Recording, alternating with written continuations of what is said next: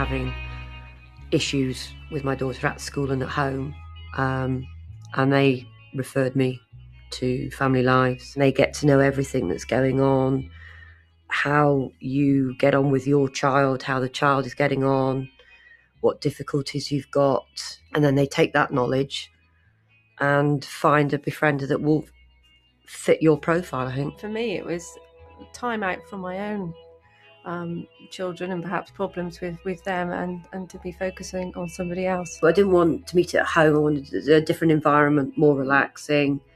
So we used to meet at Waitrose with a cup of coffee and a cake. I feel like it's a real privilege, really, because I think that the people that I've met with have been really brave, kind of opening themselves up and just sort of like sharing stuff.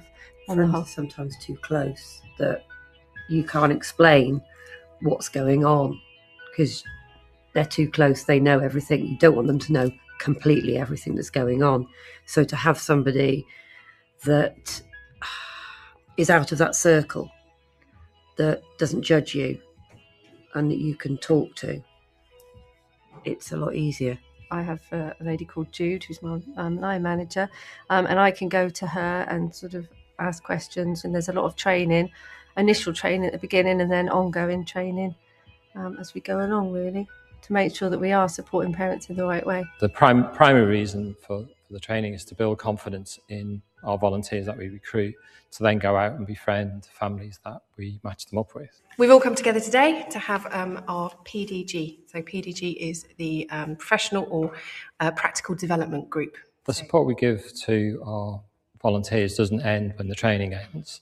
We provide two types of supervision or support: a one-to-one meeting with each of our volunteers to go through the cases that they're working on. So if they've got any difficulties or they want to feedback, any kind of progress or obstacles that they've got in the way, we kind of help them overcome them. At the time I was feeling really low and didn't know which way to turn, who to talk to. And when I was offered a befriender, I thought, let's try it, why not? And she's amazing. She really is amazing. I wasn't confident enough to leave the house. I was a bit of an emotional wreck.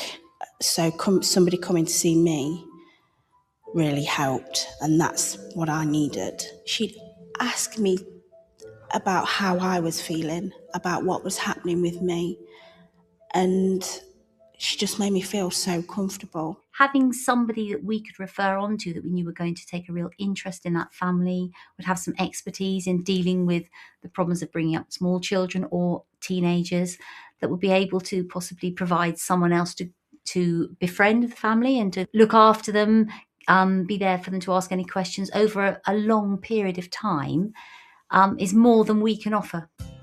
My daughter is happier. I'm happier. We have more of a relationship now than we've ever had.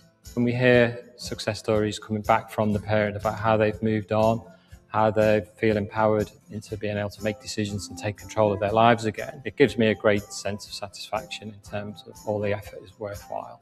If I'm feeling really low one day, I'm not going to be judged by them because I feel that way. And she always tries to lift me up and make me feel good about myself. I couldn't do it without her.